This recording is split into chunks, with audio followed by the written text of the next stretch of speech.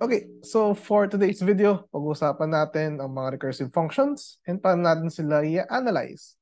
Katulad ng ginagawa natin sa mga functions na naka-loops yung gamit.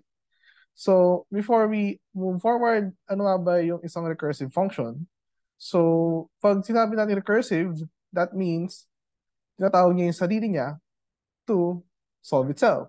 So, basically, para ma-solve natin si factorial of n, kailangan natin si factorial of n minus 1. So for example, gusto natin makuha yung factorial of 5. So, di ba, para makuha yung factorial of 5, kailangan natin is si 5 times the factorial of 4. Tapos para makuha si factorial of 4, kailangan natin si 4 times the factorial of 3. And then, tutuloy at tutuloy lang to hanggang makarating tayo sa factorial of 2 equals 2 times factorial of 1. And for this example, si factorial of 1, naka-define siya as equal to 1. So, ito, factorial of 2, makuha natin na 2. So, tama si factorial of 2. So, since alam natin na tama si factorial of 2, tama na rin dapat si factorial of 3. And then, pag tama si factorial of 3, tama na si factorial of 4. And then, pag tama na si factorial of 4, tama na si factorial of 5. So, pwede natin itong ituloy. Kunwari, pag kinuha natin yung factorial of 100, since si factorial of 100, kailangan si factorial of 99. Si factorial of 99, kailangan si factorial of 98. Bababa na naman yon hanggang sa factorial of 1. So, pag tama na si factorial of 1, magkakascade siya pa ulit pataas. Tama na si factorial of 100. So, basically, ganun yung premise ng mga recursive functions natin. Gusto nating tawagin ulit yung function, pero mas maliit yung input na mas madaling isolve eventually. So, you should have covered recursion sa EEE 111. But if kailangan nyo pa ng konting review, paano yung transition between iterative programs or yung mga loops to recursive programs, I'll have a separate video to explain that. So, for this video, medyo ang ina-assume na is medyo naiintindihan nyo na kung paano gumagana yung ating mga recursive functions. So, pag ina-analyze natin yung recursive functions, parang ordinary functions lang. So, titingnan natin yung time complexity, space complexity, and kung paano siya gumagana. So, first is how to get the time complexity of recursive functions. So, for recursive functions, meron tayong tinatawag na recurrentialization. So, recurrentialization, ito basically yung equation natin for the runtime of the function. And pagka-formulate ng recurrentialization, kailangan na natin siya i-simplify. So, the best way to know how this works is through an example.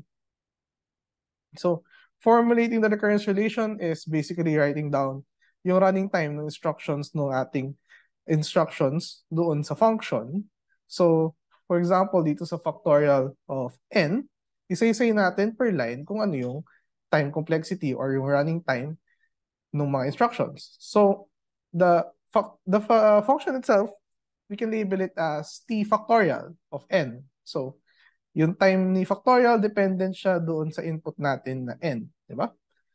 Then, for this one, sa ating base case, this is just a comparison and the return operation. So, this should be a constant.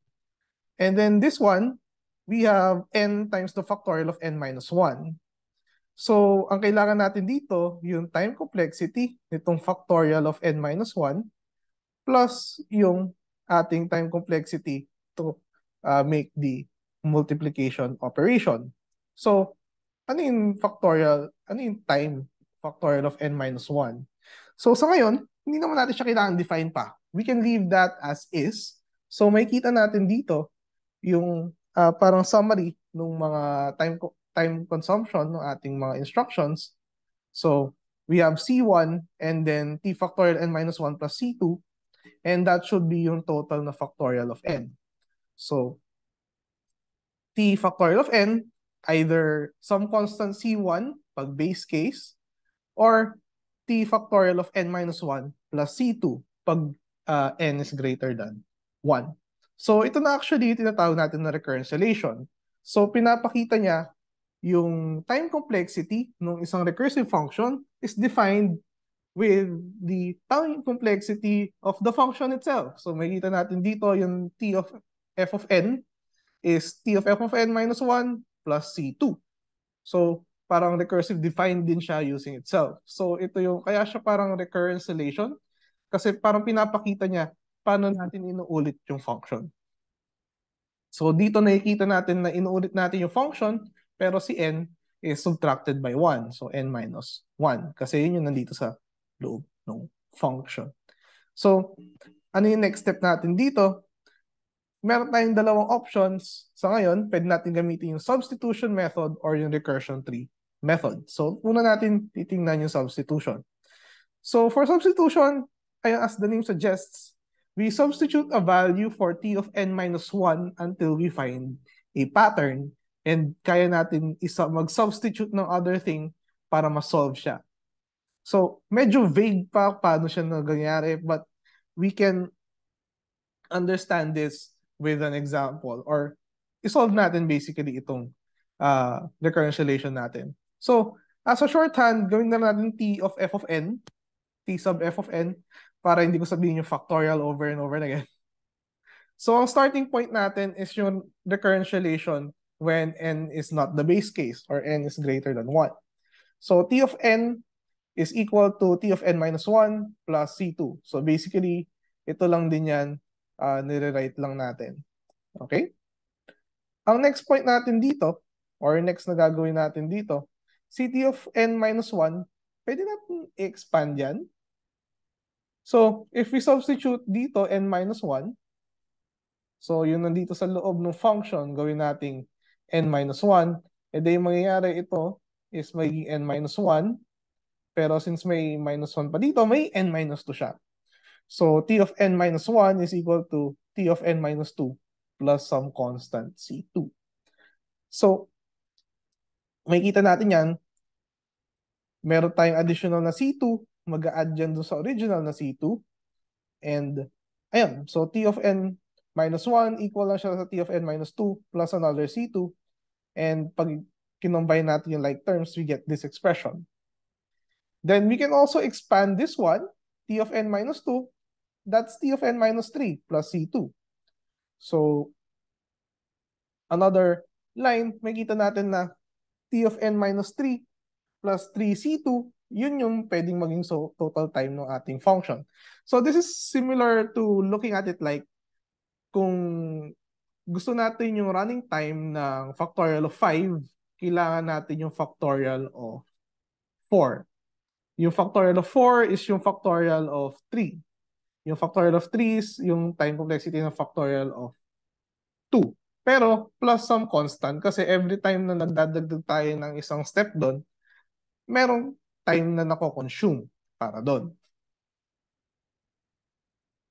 So, when we get yung pag in-expand natin yung n minus 3, we get n minus 4, tapos nagdadagdag na naman tayo sa C2. So, eventually, makikita natin dito, kung wari, naging t of n minus 9 yung nandito sa loob. Ano yung magiging coefficient ng C2? So, we can expect na 9 C2 na yung makikita natin doon. So, in general, if maglagay ako ng k term dyan, yung k na yun, lilitaw din dito, doon sa C2. Take note, lahat ng lines na to, equal lang din siya doon sa original na function natin na t of n. So, lahat dito, true. So, true din dapat ito nasa dulo. So, if k is equal to 100, so t of n minus 100 plus 100 C2, yun yung total running time ng ating function.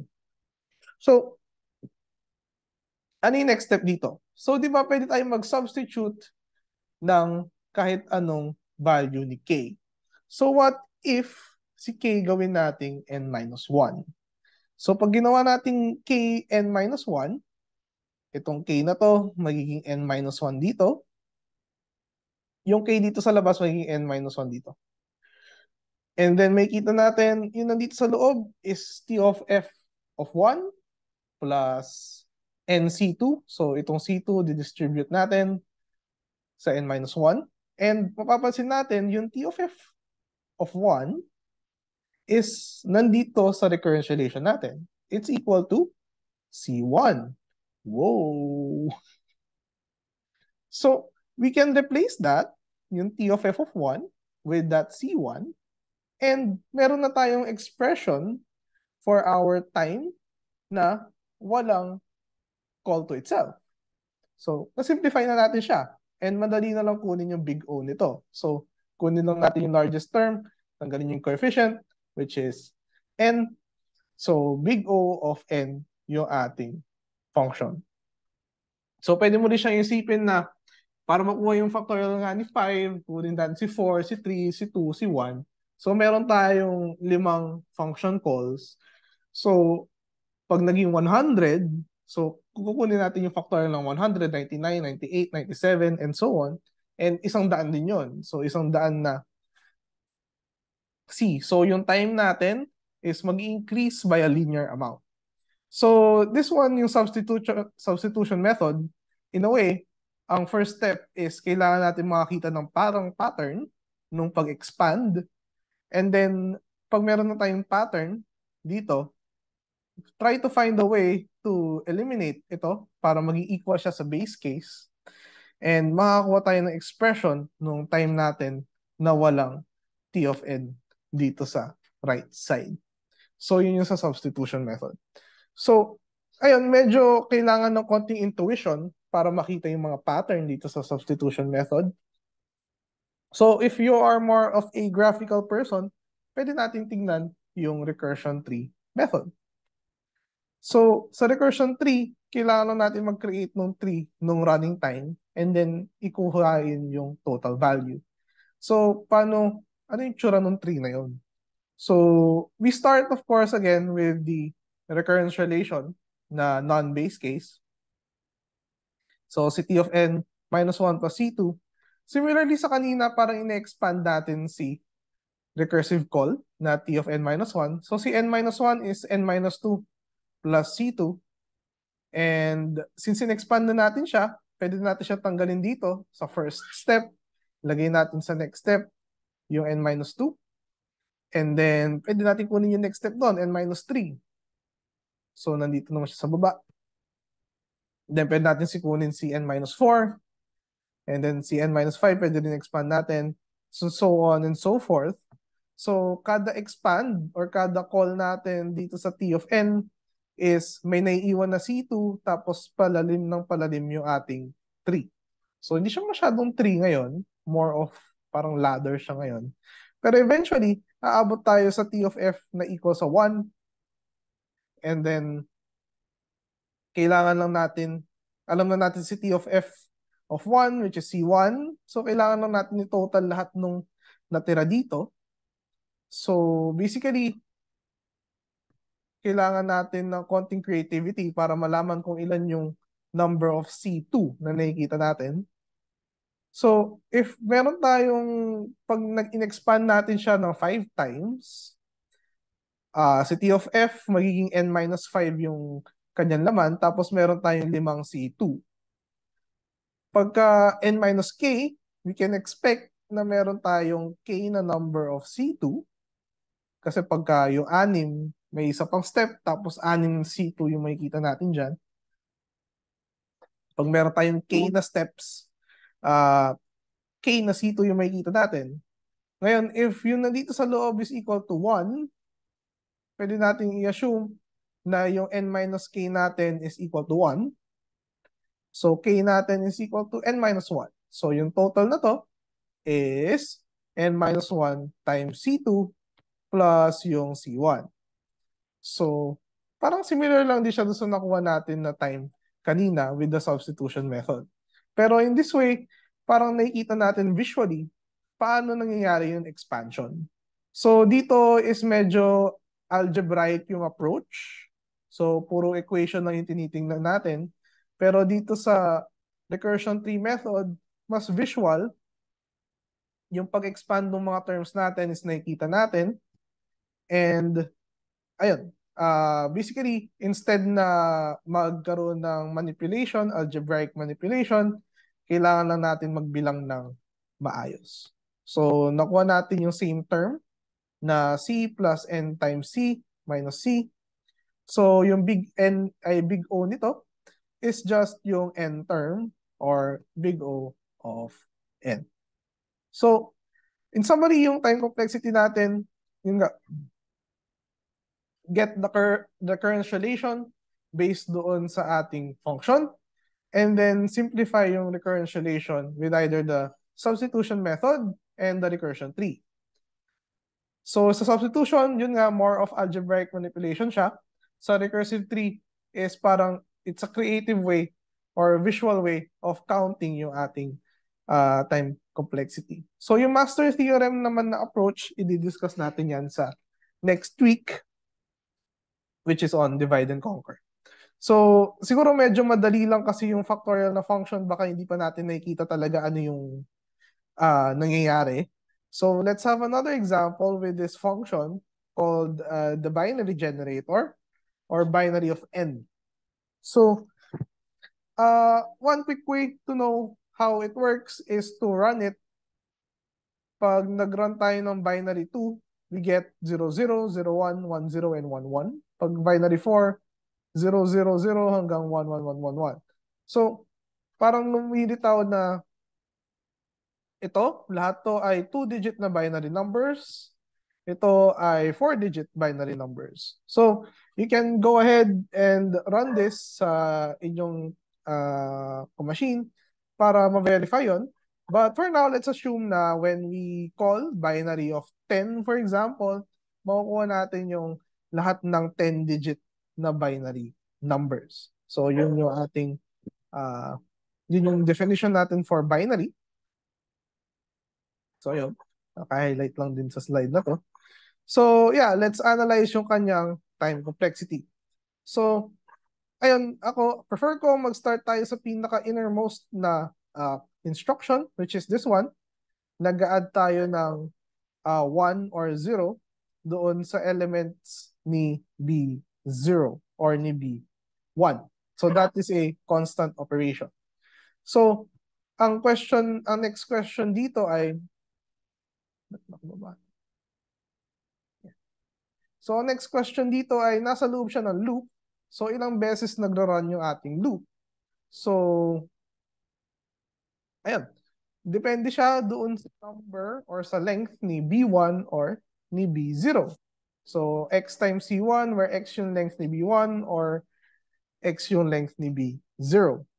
But recall, ang binary function natin, kinukuha niya yung total number or lahat ng binary numbers na may n digits. And in this case, si B1 and si B0 ay n-1 yung input. Therefore, we are getting yung all binary numbers with n-1 digits. So, ilan yun? So, we can see siguro a pattern when we try yung tignan natin yung mga binary or yung result ng function at small numbers. So, for example, binary 1, nagre-result siya sa 2, which is 0 or 1. Pag binary 2, nagre-result siya sa 4. So, 0, 0, 0, 1, 1, 0, 1, 1. And then pag binary 3, we get 0, 0, 0 hanggang 1, 1, 1, 1. So, that's 8 digits or 8 numbers doon sa ating list ng 3-digit na binary numbers. So, you can see here na si 2 is 2 to the 1, si 4 ay 2 to the 2, si 8 ay 2 cube. So, parang yung power ni 2 is yung number of digits dito. So, meron tayong 3 digits sa binary, so we have 2 to the 3 na different numbers, which makes sense kasi di ba pag meron tayong 10 binary digits, may sa kada digit natin may dalawang possible na laman. So the number of combinations is 2 times 2 times 2 times 2 times 2. Tapos yung number of 2 na yon is yung kung ilan yung number of digits. So this results to 2 to the n. So Yung length ni B1 at ni B0, kasi binary n minus 1 sila, is 2 to the n minus 1. So, with that, pwede natin masabi yung dalawa nating list dito, ang kanilang time or running time is 2 to the n minus 1 times C1. Then, meron tayong dalawang function call dito ng binary n minus 1. So, similarly sa kanina, we can leave it as a function na t binary n minus 1. So, we don't have to solve it for now. Tapos, meron tayong constant operation dito that adds yung dalawang list na to, B1 and B0. And another constant operation for the base case. So, ayun, tapos meron pa tayong isa palang comparison dito sa taas. So, all in all, pwede natin i-add din ito, dalawang 2 to the n minus 1. That's 2 times 2 to the n minus 1. Or ito is 2 to the 1 times 2 to the n minus 1. That results to 2 to the n. So, yung ating recurrence relation will look something like this. So, yung base case natin is some constant, C5, which is C4 plus C3. Pero hindi naman masyado important kung ano yung mga ina-add natin. We just know it's a constant. And then meron tayong dalawang function call kay t binary n minus 1. Then meron tayong another term, which is yung dalawang loop natin, 2 to the n times C1. So we now have our current solution.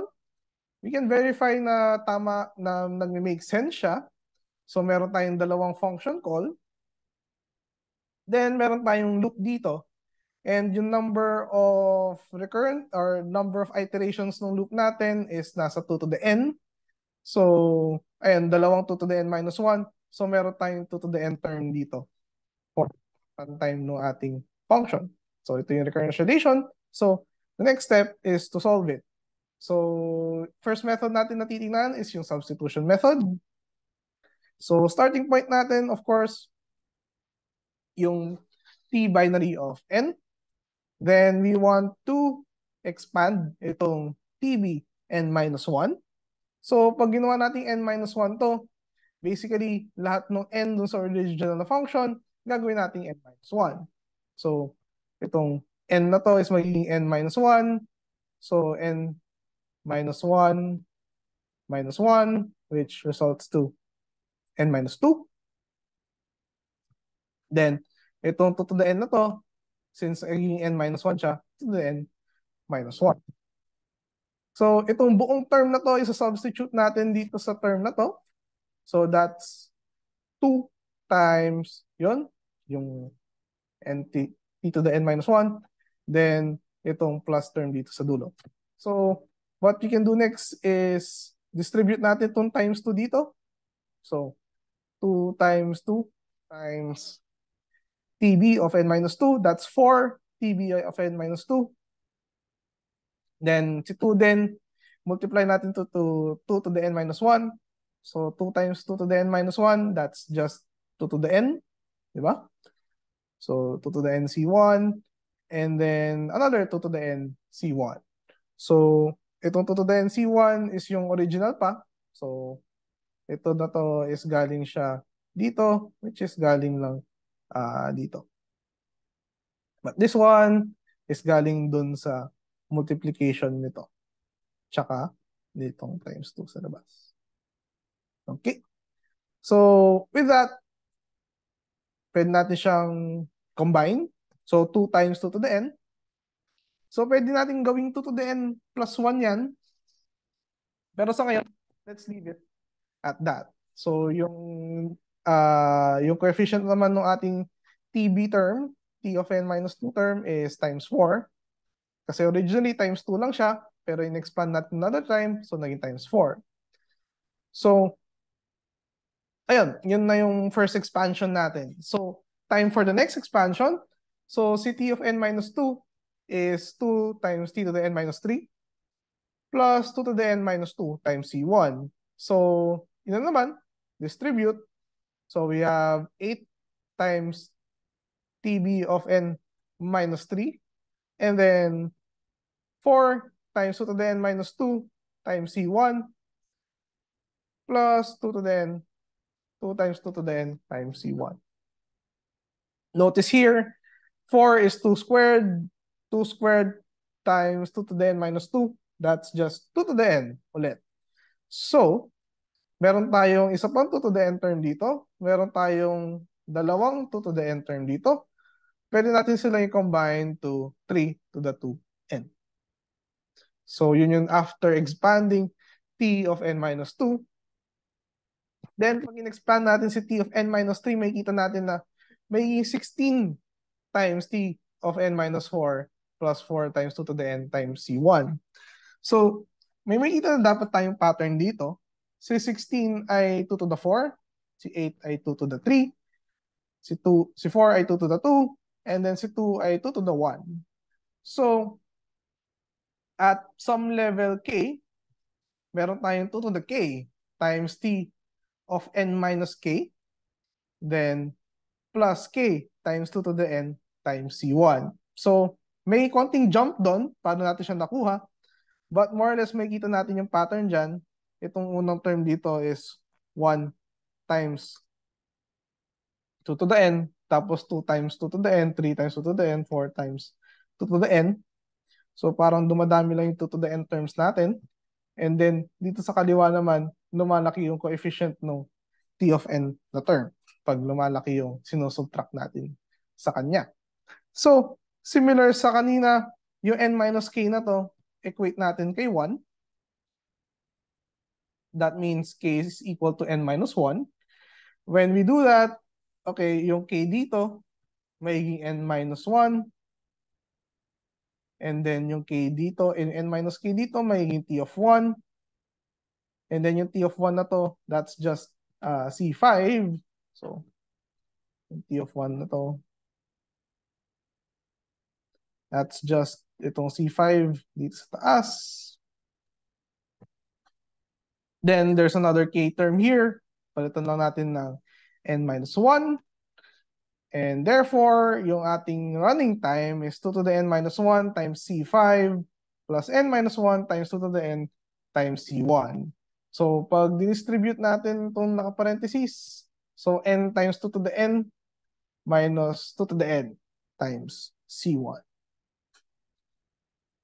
So yeah, yun yung after nating i-substitute si k. Rewrite lang natin itong 2 to the n minus 1, that's 2 to the n divided by 2. And then, ito naman, so itong 2 to the n na to, nakamultiply siya kay C1. Ito is another 2 to the n na nakamultiply kay C5 over 2. So parang another constant na naman yun. So pwede natin i-group together to. So yung C5 minus 2 to the 1 minus C1, which is to. So nakagroup lang sila dito times 2 to the n. Basically, this is just another constant. So palitan natin ng constant C6. So pag kinuha natin yung big O ni TB of n, so this one, tanggalin natin yung constant. This one, tanggalin din yung constant. So we get 2 to the n and O of n times 2 to the n. Siyempre, mas malaki yung n times 2 to the n is always greater than 1. So we get the big O of our function as n times 2 to the n. So, very, very big. So now let's look at yung ating recursion tree. Ano yung magiging itsura niya dito and how will it differ dun sa recursion tree natin kanina? So, mas magiging tree na ba siya? Kanina kasi ladder lang, di ba? So, ayan, big difference sa kanina, dalawa yung t of n minus 1 term natin. So, instead of just one child, basically, meron tayong dalawang offspring or dalawang split. So, meron tayong dalawang t of n minus 2 plus 2 to the n minus 1 times C1. Then, itong term naman na to, pwede rin natin siyang i-expand. Dalawang t of n minus 3. And then, itong mga t of n minus 3, pwede natin i-expand ulit, may n minus 4. Then, yung n minus 4, tuloy-tuloy lang, mag-expand hanggang umabot siya sa T of 1. Then, magiging ito na lang siya. So, mawawala na yung recursive call. Magiging 2 to the n minus x times C1. Tapos, dalawang C5 na term. Tapos, of course yun, meron din siyang katabi dito. And then, tuloy-tuloy lang yan. So, madami to. You know? And then, pagtapos naman nun, ito naman din, mag-expand din siya. Magiging 2 to the n minus 3 times C. Ito naman, may 2 to the n minus 2 times C. Tapos, meron din siya mga offspring dito sa baba. Then, similarly, itong nasa right side, kamukha niya lang din yung nasa left side dito.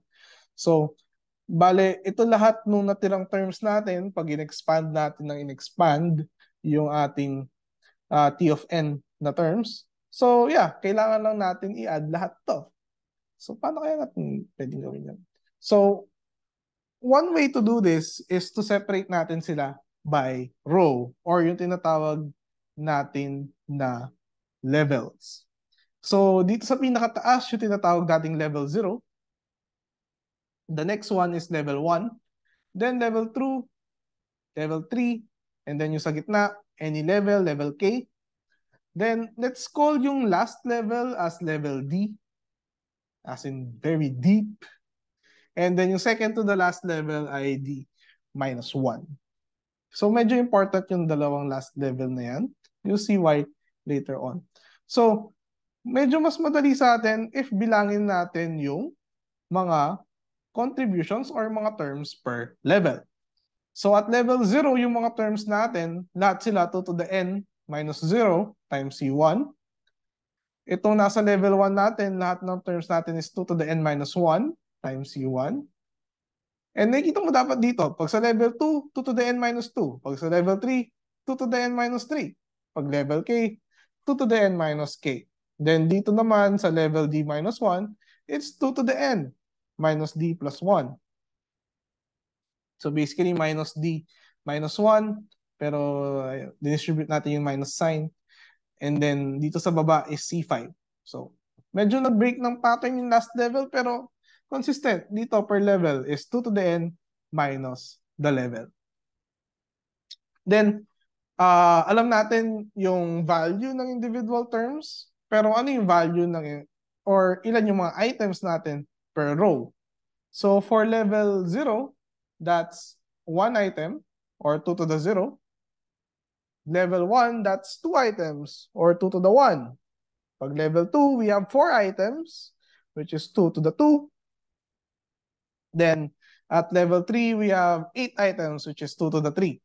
So medyo intuitive ng konti. Nag-start tayo sa isa, nagko-call siya ng dalawa. Tapos yung dalawa magko-call ng tig-dalawa. Then yung apat na yun magko-call ng tig-dalawa. So after every level, dumodoble tayo ng dumodoble. So that's basically 2 times the power nung kung ilan beses na tayo nag-split. So at the kth level, at level k, we expect we have 2 to the k na items. And at level d minus 1, we're expecting 2 to the d minus 1 na levels. And something interesting na mapapansin natin dito, ayun nga sa level d, we have 2 to the d terms, is pag multiply natin yung items tsaka yung term, so for level 0, that's 1 times 2 to the n, or just 2 to the n. Nothing special, pero pag dito sa next one, makikita natin 2 to the 1 times 2 to the n minus 1. And then that is 2 to the n din. Pag sa level 2, that is 4 or 2 to the squared times 2 to the n minus 2, 2 to the n din. And then at this level, at level 3, we expect na parang 2 to the n din, no? Kasi yung actual term natin lumiliit by 2, or by a factor of 2. So, nagiging n minus 1, n minus 2, n minus 3. Yung 2 naman natin, dumadagdag siya. So, 2 to the 1, 2 to the 2, 2 to the 3. So, kung ilan yung sinusubtract natin dito, yun yung ina-add natin dito. So, pag multiply natin, lagi siyang constant na n. So, at level k, we're expecting na 2 to the n din pag multiply natin yung items tsaka terms. At level D-1, ganun pa rin, 2 to the n. And then at level D, ayan, medyo iba naman yung term niya, C5. So, 2 to the t times C5. So, what's left for us to do is, ayun, meron na tayong expression doon sa natitirang terms natin per level. We just have to add them up together. So, yung total running time natin is just the sum of each level. So, that's, ilan ba to? 1, 2, 3, 4. So, pag nasa level 3 tayo, meron tayong 4 na 2 to the n na terms. Pag nasa level K tayo, meron tayong K plus 1 na terms.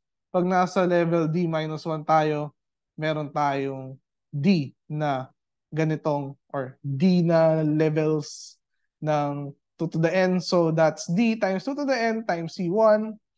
And then itong 2 to the D times C5 dito sa baba.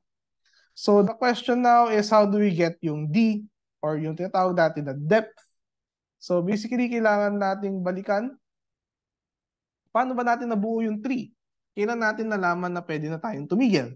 So yun ay pag umabot na tayo sa t of 1 or t binary of 1, which is the base case. And notice na at each level, yung recursive call natin is somewhat related dun sa level natin. So after the starting level, at the next level, yung ating call na term or yung ating recursive na call is one level deeper doon sa level niya or one integer smaller. Or basically, pag level 1, we have -2. Pag level 2, we have -3. Pag level 3, we have -4. So at level D-1, yan. At level D-1, we are expecting na n minus D-1 or n minus D plus 1 minus 1 is equal to 1. So, pag kinuha natin yung total. So, ayun, makukuha natin dito na 1 is equal to n minus D or D is equal to n minus 1. So, very familiar itong makukuha nating term pag distribute natin yung n term is similar doon sa nakuha natin sa substitution method. Therefore, yung makukuha nating time complexity dito will be the similar time complexity of n times 2 to the n. So, yeah, I guess that just confirms dapat tama yung makukuha nating or pareho yung makukuha nating sagot sa substitution tsaka recursion tree method. And siguro yung isa lang sa mga naging mistakes ng mga students is masyado nilang gustong accurate or precise yung ating recursion tree na nahirapan silang i-set up siya. So mas mahirap, pag mas complex din kasi siya, mas mahirap siyang i-add up. So siguro advice na lang din, ayun, di ba big O notation naman tayo, we can cancel out a few terms na alam nating hindi mag-dominate. So, ayun. So, that will be it for yung sa ating time complexity. I think doon sa other video na on recursion, meron din siya analysis ng time complexity of another function. So, that will be another example. So, what's next for us to discuss is yung tinatawag na space complexity naman ng recursive function. So, some of you may not be fully familiar yet with the term or yung concept ng space complexity. But essentially, para lang siyang time complexity. But this time, tinitingnan natin yung space or yung memory na kailangan natin gamitin as the input increases. So yung time complexity, di ba, running time as input increases. So space complexity, memory naman yung usapan. Then, we also have two different types of memory na kino-consider or definitions rather. So first is yung auxiliary space. So this is the amount of space needed for additional temporary variables and function calls dun sa ating function. And then, ang total space naman is the auxiliary space plus yung space na kailangan natin for the input. So usually, mas nagmamatter sa atin yung auxiliary space kasi yung space na kailangan sa input, hindi naman natin maiiwasan yon. So, since lagi siyang nandun, pwede natin siyang tanggalin. Nakakalito lang din kasi siya, di ba, nagbi-big O notation tayo. What if yung input natin medyo malaki? So, siya na lang parati yung nagdo-dominate. So, wala tayong insight about the function if laging yung input pa lang malaki na yung space requirements. So, usually, ang mas tinitingnan natin would be yung auxiliary space, and for the purposes of our discussion, pag sinabing space complexity, we are referring to the auxiliary space. So, similar to time complexity, ang auxiliary space complexity natin, pwede rin natin siyang i-represent in big O notation. So, imbis na big O of T of N, it's big O of M of N for memory. And similarly, we just need to estimate the memory na kailangan natin for each variable and function. So, siguro, isang malaking difference sa time complexity, hindi per instruction yung kailangan natin kunin sa space complexity, it's for each variable and for each function. So, yung normal variables natin would use a constant amount of space. So, yung normal na integer, floating point, character. Pagka naman meron tayong array or list, syempre, mas madaming elements yun. So, mas madaming memory yun. Pag mas mahaba yung list natin, mas madaming memory. So, for the functions naman, of course, ilalagay natin sila as the memory consumption of the function. But, pag titignan natin mamaya, ang memory ng ating functions, parang pwedeng i-share, or pag tapos na yung function, binabalik niya ito doon sa ating computer. So, unlike time, na pag ang time lumipas, hindi mo siya mababalik, you can't reverse time. At least now, we can't reverse time. But in terms of space and memory, yung memories na kinuha natin, pwede natin balik, pwede natin kalimutan, and pwede rin siyang gamitin ng ibang mga functions. So, unlike nga nung time, memory can be returned. So, mas makikita natin ito later on when we have more examples. But, let's have a simple one to just get the gist nung pagkuha ng space complexity ng ating functions. So, for example, dito sa foo, na function, you only have one variable, which is yung temp, and that will be a constant space na kailangan. So, wala tayong ibang variable na ginamit. So, while statement na to, conditional to, addition to. So, temp lang talaga yung variable. And that will mean yung ating space complexity for foo is just constant or O of 1. Dito naman sa bar, we have two variables or two objects, to be more general. So one temporary integer and a empty list. So syempre, titingnan natin yung list pagka tapos na yung function kasi or gaano kadami or ano yung maximum na size na kailangan ng list. And it turns out in this case is pagkatapos na yung function kasi nag-append tayo ng multiple elements dun sa function. So, at the end of the function, we have n elements dito sa out na variable or out na list natin. So, we have n elements. So, ang kanyang space na kailangan is n times yung memory ng kada element. So, assuming na kada element is an integer, that's another constant space.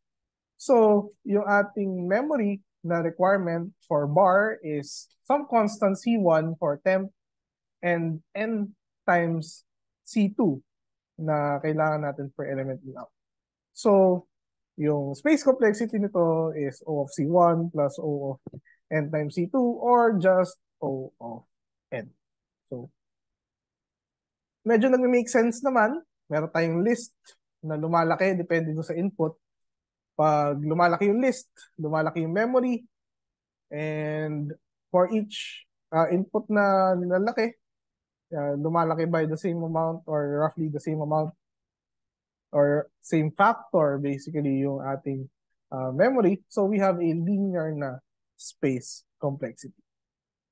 So, yan, going back sa isang recursive na function, para makuha yung space complexity niya, parang yung time complexity lang. Kailangan natin yung recurrence relation, pero yung recurrence ng memory, this case, instead of yung ating time. Then, usually, yung gagamitin lang natin dito yung recursion tree method. Pwede yung substitution, but you'll see, pag tinignan natin yung recursion tree na isang branch lang yung kailangan natin sa recursion tree. And hindi natin nakikita yung branches sa substitution. So, it's actually much more easier to get the space complexity or simplify yung ating recurrence relation using the recursion tree pagka space complexity yung usapan. So, ayun, familiar tayo sa function stacks. So, when we call a function sa ating program, it goes into the program stack. So, pag tinawag natin si factorial of 5, masustore si factorial of 5 dun sa program stack. Hanggang pa siya natatapos, nandun lang siya. When we call factorial of 4, nandun siya sa stack, dadagdag siya. Si 3, dadagdag siya. Si 2, dadagdag siya. Si 1, dadagdag siya. Pag tapos na si 1, matatanggal na siya sa stack. Pag tapos na si 2, tatanggal siya. Si 3, si 4, and then si 5. So, at the start and at the end ng ating function, actually, yung memory is ganun din. Palos pareho lang.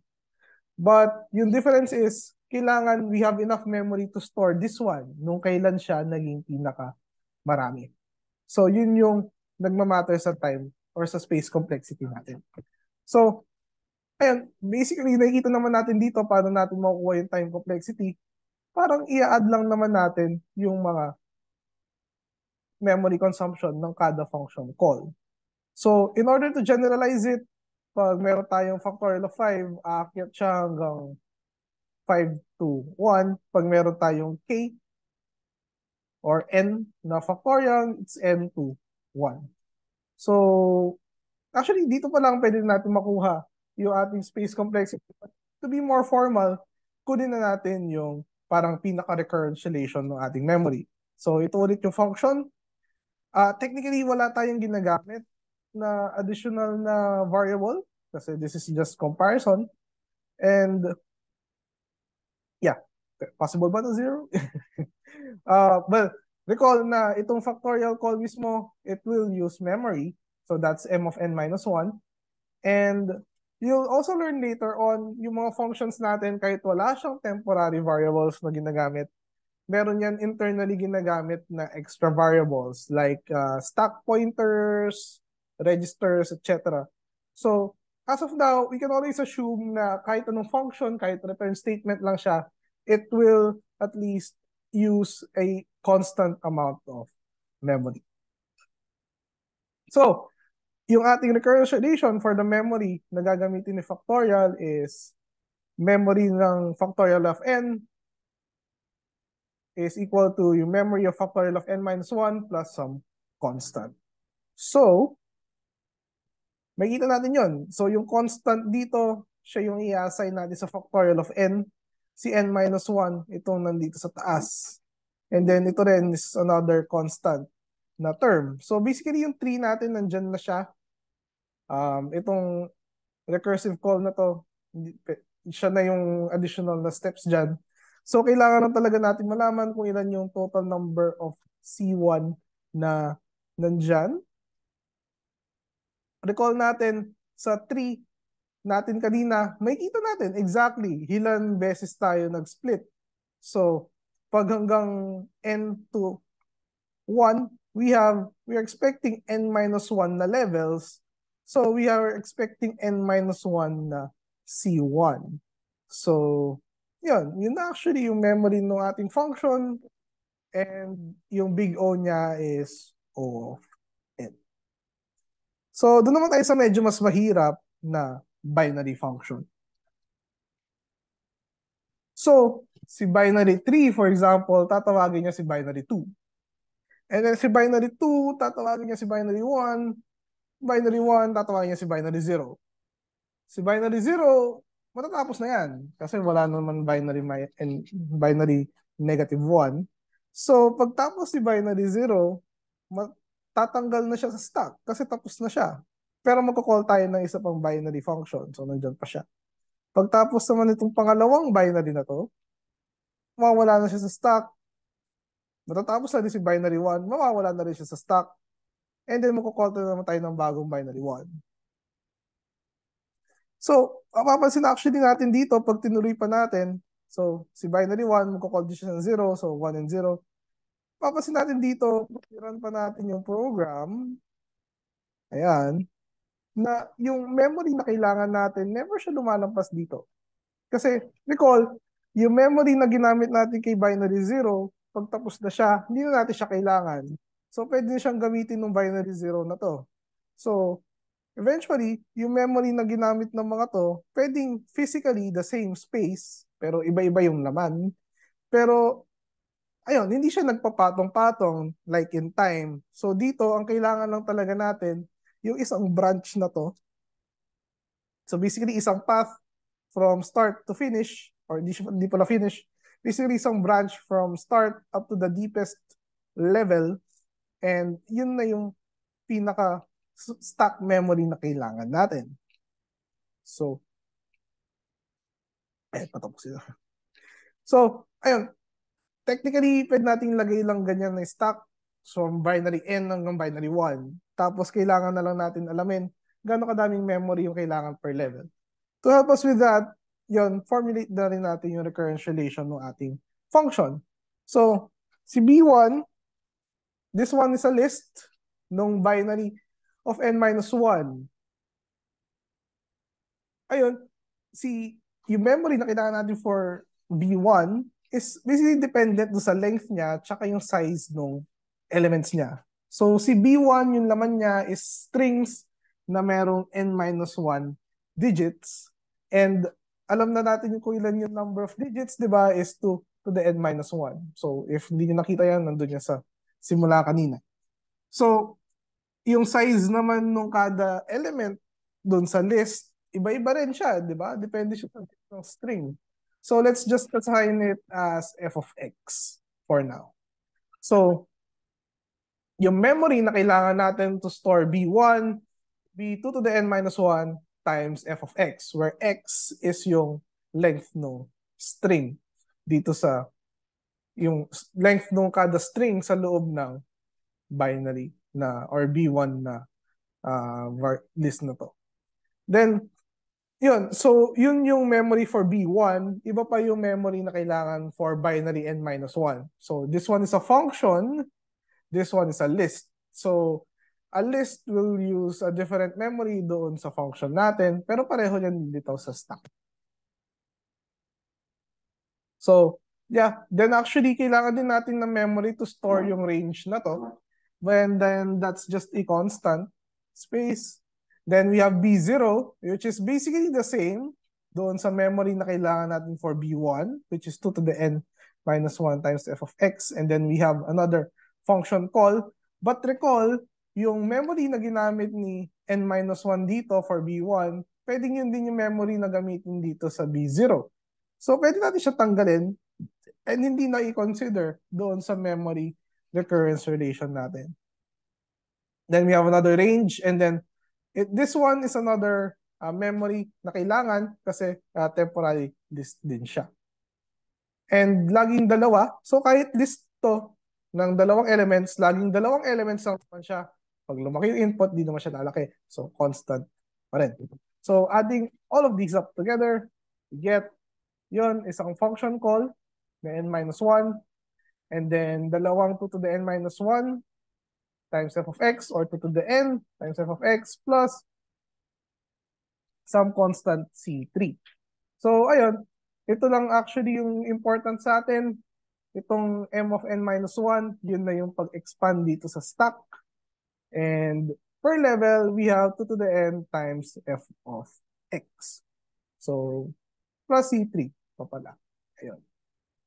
So, we know na yung pag meron tayong n digits na binary numbers, meron tayong n characters. So, we assume na yung f of x n times a constant representing yung length ng isang string. So, yun, replace lang natin siya by n times c. So, 2 to the n times c, si binary n. Si n minus 1 ay 2 to the n minus 1 times n minus 1. So, ayun, recall lang yung f of x. Basically, ginawa lang natin siyang n. So, baka hindi nyo nakita yun. So, this one is 2 to the n minus 1 times n minus 1. And then, pwede rin natin siyang i-rewrite n over 2 times n, 2 to the n, minus 1 half times 2 to the n. Or, and then in this case, similarly, ito is n times 2 to the n. Ito is 0 times 2 to the n. Then, yung pagka si n minus 2 naman, ito makikita nyo, n minus n over 4 naman yung term. Then 2 over 4 naman to. Then, for the next one, we have n. Mapapredict nyo naman na siya. Similarly sa kanina, n over 2 to the k minus k over 2 to the k times 2 to the n and basically times constant. So, eventually, ito is a geometric series ng n over 2 to the i. Pwede natin siyang i-simplify as n times 1 minus 1 over 2 to the k over 1 minus 1 half. If k is very large, assuming infinity, basically may 0 yan, may 1 over 1 minus 1 half lang siya, which is times 2. Then, ayan, ito namang isa, yung summation na to, is basically summation ng k over 2 to the k from k equals 0. So, actually, hindi ko yan alam personally. So, search ko na lang. And apparently, nag-approximate din siya to 2 when yung ating k approaches infinity. So, this is also 2. So, 2 times n times 2 to the n times some constant minus 2 times 2 to the n times some constant plus a constant. So, yeah, basically, kailangan lang natin yung largest growing term, which is yung first term. So, we get na yung time complexity niya is O of n times 2 to the n. Yun. So, in summary, meron tayong dalawang example dito. Tinignan natin yung kanilang time recurrence relation and nakuha natin na ito yung time complexities nila. So, itong factorial is O of n, itong binary is n times 2 to the n. Then, tinignan lang natin yung memory nila. Meron din silang equivalent na memory na time complexity, memory space consumption instead na time consumption dito sa taas. Most notably dito, yung recursive call natin for the memory, wala na yung multiples. So, just one. Then, na-simplify din natin to to the O of n, and ito is n times 2 to the n. So, actually, yung papansin nyo dyan, pagka meron tayong mga similar na recurrence relations, they will result to the similar na big complexity. Although this case, ito is 2 times t of n minus 1 plus 2 to the n. Ito is m times n minus 1 plus 2 to the n times f of x, wherein yung f of x natin is actually pwede mo siyang palitan ng n. So, dalawa silang magkaiba na recurrence relations, pero pareho sila ng result. So, actually, pag kuwari, ginawa ko tong m of n. So, parang gano'n. So, pag na-encounter niyo yung similar na recurrence relation na to, you can actually say na ito yung magiging result niya. Kasi alam niyo. So, overall, in summary, yung time and space complexity natin for the recursive function basically starts with the recurrence relation. Yung recurrence relation, para lang siyang kinuha natin yung runtime ng isang function, pero yung recursive na call, hindi natin siya sinisimplify. Basically, it's still the function. Kung time siya, t of n minus 1, or in other cases, t of n minus 2, n minus 3, n over 2, n over 3, and then yung other stuff doon sa ating function. So, yung mga 2 to the n nandito, 2 to the n times n. So, basically, parang nag-analyze na tayo ng normal na function pero meron tayong isang line doon na idadagdag kasi yun yung function call natin na recursive. Then, ayun, dahil nga may special form yung mga recurrence relation na function equals function minus 1 over 2 or what not. So function equals function plus something. Meron tayong iba't ibang methods para ma-solve siya. First one is yung substitution method, which is yung medyo algebra, substitute, find the pattern, etc. For the recursion tree, medyo visual siya. Isa-set up mo yung tree. Meron tayong mga natitirang items per element and then total na lang natin siya. So medyo graphical na approach, pero kailangan nyo rin galingan magbilang. So medyo mas kailangan yung alamin yung mga summation nyo, mga series, algebraic series, geometric series, yun yung mga lumilitaw sa recursion tree. Pag substitution method naman, more of magic yan sa variable manipulation. So basically, pick your poison kung ano yung mas mag-work sa inyo. Pero personally yun, meron talagang mga cases na madaling ma-solve sa substitution method, may mga cases na madaling ma-solve sa recursion tree method. Then, next week, titingnan natin yung master theorem.